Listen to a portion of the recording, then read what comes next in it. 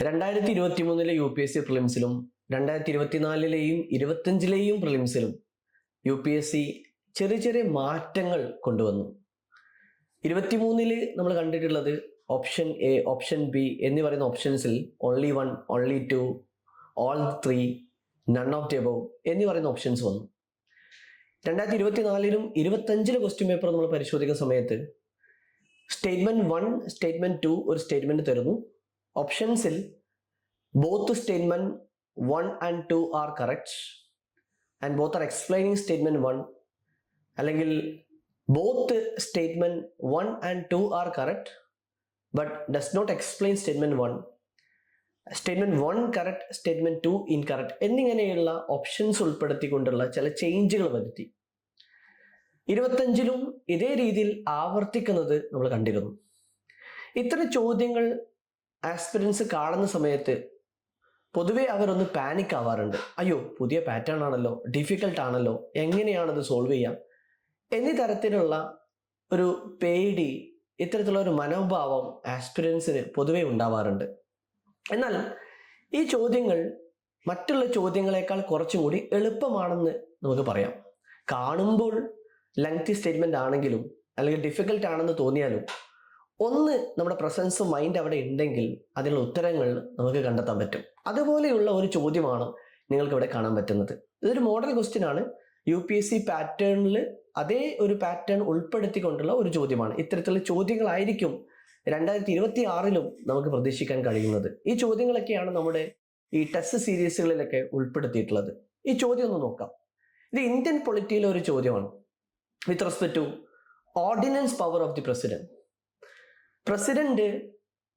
President നമ്മൾ പഠിക്കുന്ന സമയത്ത് പ്രസിഡന്റിന്റെ പവേഴ്സുകൾ നമുക്ക് പഠിക്കാനുണ്ട്.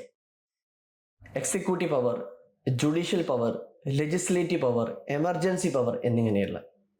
ഈ വർഷം നമുക്ക് ഏറ്റവും ഇമ്പോർട്ടൻ്റ് ആയിട്ടുള്ള ഒരു ആസ്പെക്ട്സ് ആണ് പ്രസിഡന്റിന്റെ ലെജിസ്ലേറ്റീവ് പവേഴ്സ്. അതിൽ തന്നെ ഏറ്റവും ഇമ്പോർട്ടൻ്റ് ആണ് നമ്മുടെ ഈ ഓർഡിനൻസ് പവർ. സാധാരണ നിയമം ഉണ്ടാക്കുന്നത് നമ്മുടെ പാർലമെന്റ് ആണ്. എന്നാൽ പാർലമെന്റ് ഇല്ലാത്തൊരു സാഹചര്യത്തിൽ ഒരു എമർജൻസി അർജൻസി സിറ്റുവേഷൻ വന്നു കഴിഞ്ഞാൽ എക്സിക്യൂട്ടീവിന് വേണമെങ്കിൽ താൽക്കാലികമായിട്ട് ഒരു നിയമം ഉണ്ടാക്കാം. ഈ കൺസെപ്റ്റ് ആണ് ഈ ഓർഡിനൻസ് എന്ന് പറയുന്നത്. നമുക്ക് ഈ സ്റ്റേറ്റ്മെന്റുകൾ ഒന്ന് വായിക്കാം. ഇത് 3 സ്റ്റേറ്റ്മെന്റ് ഉൾപ്പെടുത്തിയുള്ള ചോദ്യമാണ്. ഈ 3 സ്റ്റേറ്റ്മെന്റ് വായിക്കുന്നതിന് മുമ്പ് നമുക്ക് ജസ്റ്റ് ഒന്ന് ഇതിലെ ഓപ്ഷൻസ് ഒന്ന് വായിച്ചു നോക്കാം. എന്തെങ്കിലും ക്ലൂ കിട്ടുമോ എന്നുള്ളത് നമുക്കൊന്ന് നോക്കാം. Option A, both statement 2 and statement 3 are correct and both explain statement 1. Option B, both statement 2 and statement 3 are correct but only one explain statement 1. Option C, only one of the statement 2 and 3 is correct. ഒന്നുകൂടി വായിക്കാം. Option C, only one of the statements 2 and 3 is correct and that explain statement 1. Option D, neither statement 2 nor statement 3 is correct. ഇതിൽ ആദ്യത്തെ clue എന്ന് പറയുന്നത് statement 1 anyway correct ആണെന്നുള്ളതാണ്. നമുക്ക് ആകെ focus ചെയ്യേണ്ടത് second സ്റ്റേറ്റ്മെന്റും third സ്റ്റേറ്റ്മെന്റും ശരിയാണോ തെറ്റാണോ, അത് സ്റ്റേറ്റ്മെന്റ് 1 എക്സ്പ്ലെയിൻ ചെയ്യുന്നുണ്ടോ എന്നത് ഐഡന്റിഫൈ ചെയ്യാന്നുള്ളതാണ്. അപ്പൊ നിങ്ങൾ വായിക്കുന്ന സമയത്ത് സ്റ്റേറ്റ്മെന്റ് 1 എനിവേ ശരിയായിരിക്കും എന്ന് പറയാം. സോ ഇവിടെ statement 1, president of India can issue ordinance only when parliament is not in session. അത് തന്നെയാണ് അതിന്റെ concept. When legislature, parliament is not in session, even one house is not in session, പ്രസിഡന്റിന് ordinance issue ചെയ്യാം as per the aid and advice of the council of ministers headed by the prime minister. Statement 1 anyway ശരിയാണ്. നമുക്ക് statement 2, 3 ആണ് നമുക്ക് അറിയേണ്ടത്. 2 ഒന്ന് വായിച്ചു നോക്കാം. Article 123 empowers president to promulgate ordinance during recession of the parliament. Parliament ഇല്ലാത്ത സമയം, അതിനെയാണ് നമ്മൾ റെസഷൻ ഓഫ് ദി പാർലമെന്റ് എന്ന് പറയുന്നത്, റെസസ് ഓഫ് ദി പാർലമെന്റ്. അപ്പൊ ആ സമയങ്ങളിൽ തന്നെയാണ് ഓർഡിനൻസ് സാധാരണ രീതിയിൽ നമ്മൾ ഇഷ്യൂ ചെയ്യാറുള്ളത്. അത് പ്രസിഡന്റിന് കൊടുത്തുള്ള അധികാരം ആർട്ടിക്കിൾ 123 തന്നെയാണ്. ഇനി സ്റ്റേറ്റ്മെന്റ് 3 ഒന്ന് നോക്കാം. സ്റ്റേറ്റ്മെന്റ് 2 ശരിയാണെന്ന് നമുക്ക് മനസ്സിലായി. സ്റ്റേറ്റ്മെന്റ് 2 ശരിയാണെങ്കിൽ നമുക്ക് ഓപ്ഷൻ ഡി എലിമിനേറ്റ് ചെയ്യാം. Statement 3, an ordinance becomes invalid immediately after both houses reassemble. ഇപ്പൊ എത്ര കാലമാണ് ഓർഡിനൻസിന്റെ വാലിഡിറ്റി? ഇപ്പോൾ പാർലമെന്റിന്റെ റെസസ് പീരീഡ് എന്ന് പറയുന്നത് മാക്സിമം ഇന്ത്യയിൽ 6 മാസമാണ്.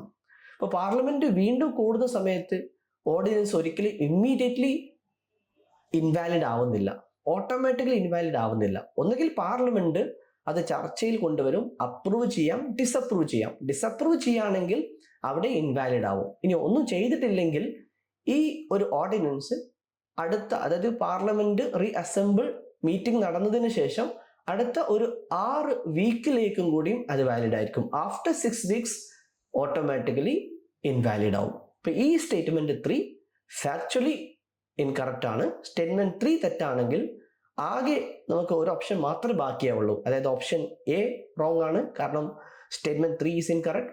ഓപ്ഷൻ ബിയും ഇൻകറക്റ്റ് ആണ്. ഓപ്ഷൻ ബി നമുക്കറിയാം both statement 2 and 3 are correct എന്നാണ് പറയുന്നത്. അപ്പൊ 3 തെറ്റാണെന്ന് നമുക്ക് മനസ്സിലായി. ബിയും എലിമിനേറ്റ് ചെയ്തു, നേരത്തെ ഡിയും എലിമിനേറ്റ് ചെയ്തു. Only we have option C. So we can conclude option C is A correct answer. Only one of the statements 2 and 3 is correct. That explain statement 1. അപ്പൊ അതിന് ഉത്തരം നമുക്ക് കിട്ടി. ഇത്തരത്തിൽ നമുക്ക് എളുപ്പത്തിൽ തന്നെ ഒന്ന് ഫോക്കസ് ചെയ്യുകയാണെങ്കിൽ ഇത്തരം ചോദ്യങ്ങൾ സോൾവ് ചെയ്യാവുന്നതാണ്. ഇപ്പൊ ഈ ഒരു ചോദ്യത്തിലൂടെ ഇതിലുള്ള ക്ലൂ എന്താണെന്നുള്ളത് നമ്മൾ ഓപ്ഷൻസിലൂടെ മനസ്സിലാക്കി. അതിൽ എങ്ങനെയാണ് നമ്മൾ സോൾവ് ചെയ്യേണ്ടത് എന്നുള്ള ഒരു സ്ട്രാറ്റജിയും ഇതുവഴി നമുക്ക് മനസ്സിലായി. ഇത്തരത്തിലുള്ള ഒരു strategic prelims logic reasoning based ആയിട്ടുള്ള വീഡിയോസ് നിങ്ങൾക്ക് ഇനിയും ലഭിക്കുന്നതിന് വേണ്ടിയിട്ട് you can subscribe to our channel. Thank you for watching this video.